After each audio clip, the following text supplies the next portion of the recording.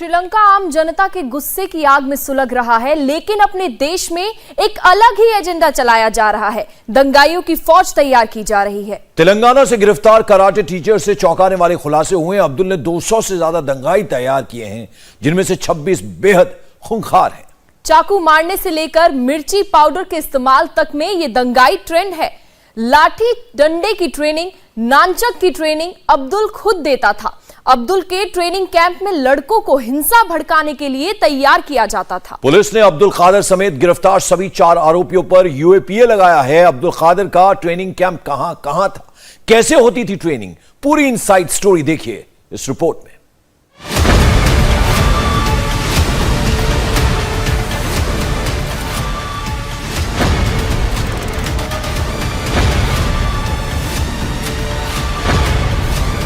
इस छोटे से घर से बड़ी साजिश हो रही थी।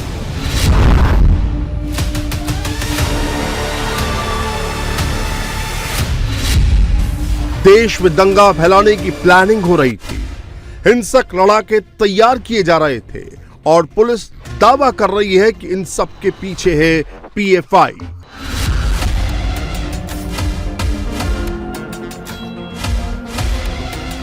पुलिस ने मास्टरमाइंड अब्दुल कादिर को गिरफ्तार कर लिया है।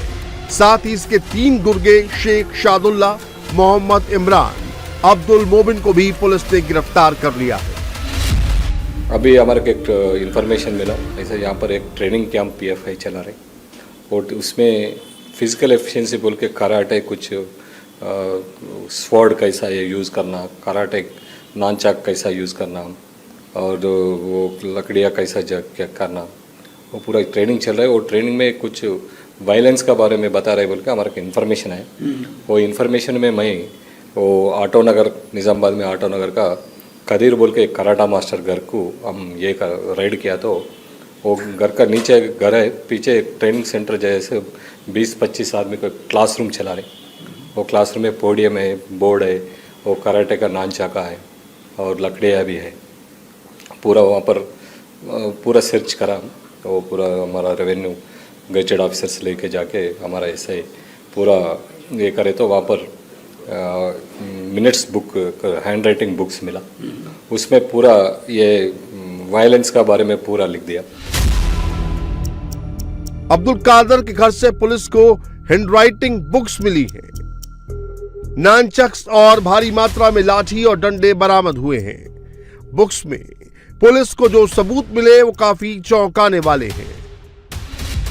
अब्दुल कादिर के घर में जो बुक्स मिली हैं उसमें लिखा है कि आदमी को कैसे मारे कि वो मर जाए, दंगा कैसे करना, कैसे लोगों को भड़काना, घर में कैसे पत्थर रखना है, मिर्ची पाउडर रखना है, गर्म पानी रखना है, चाकू कैसे और किधर मारना है, चाकू मारने के बाद कैसे निकालना है।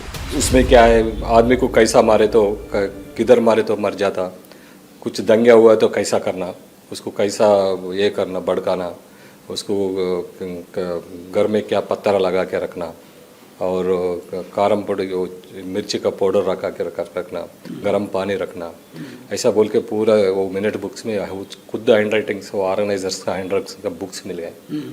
वो बुक्स में और कैसा वो लोगों को ट्रेन करना, और चाकू से मारे तो किधर मारना, कैसा चाकू को कैसा खींचना।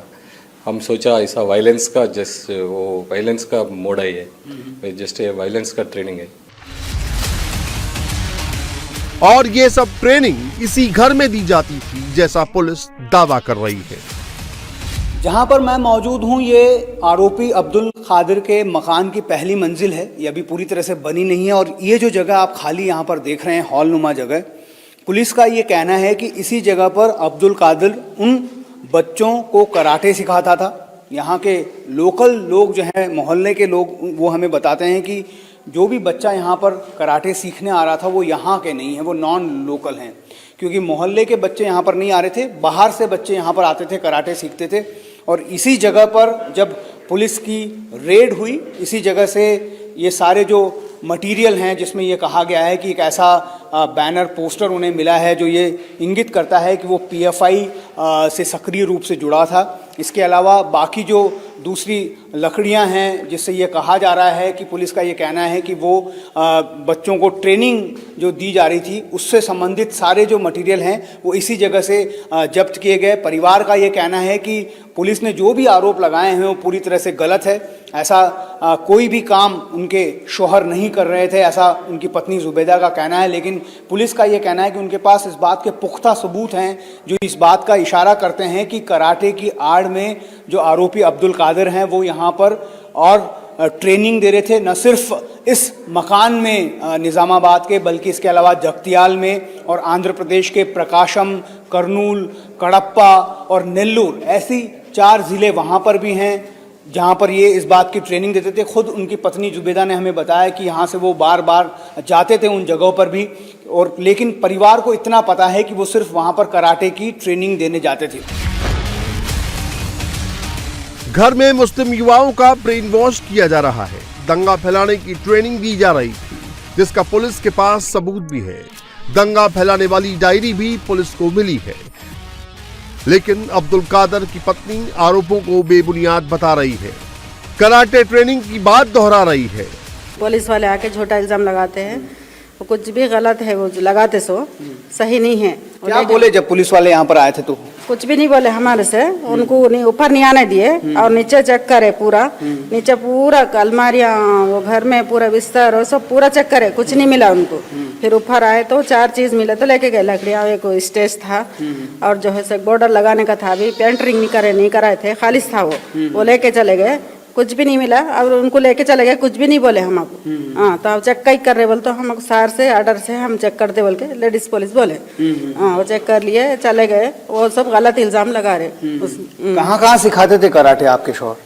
यहाँ सिखाते थे, जगतियाल में भी है क्लास, वहाँ भी जाते थे और दूसरे गाँव को जाके भी कराटे क्लासेस सिखाते थे उन्होंने। सबसे चौंकाने वाली बात यह है कि यहाँ ट्रेनिंग लेने वाले लोग स्थानीय नहीं थे, बल्कि बाहर से आते थे, जैसा पुलिस दावा कर रही है। तेलंगाना में निजामाबाद, जगतियाल, बैंसा और आंध्र प्रदेश में कर्नूल, कडुप्पा, प्रकाशम और नेल्लौर, इन जगहों पर अब्दुल कादिर ट्रेनिंग के लिए भी जाता था और इन इलाकों से लड़के ट्रेनिंग के लिए आते थे।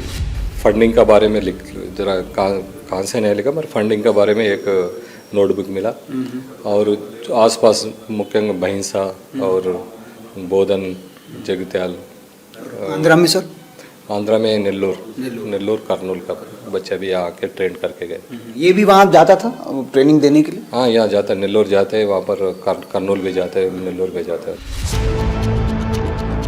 निजामाबाद के ऑटो नगर में अब्दुल कादिर 6 महीने पहले ही शिफ्ट हुआ था, लेकिन अब्दुल कादिर पिछले कई साल से देश विरोधी गतिविधियों में शामिल था।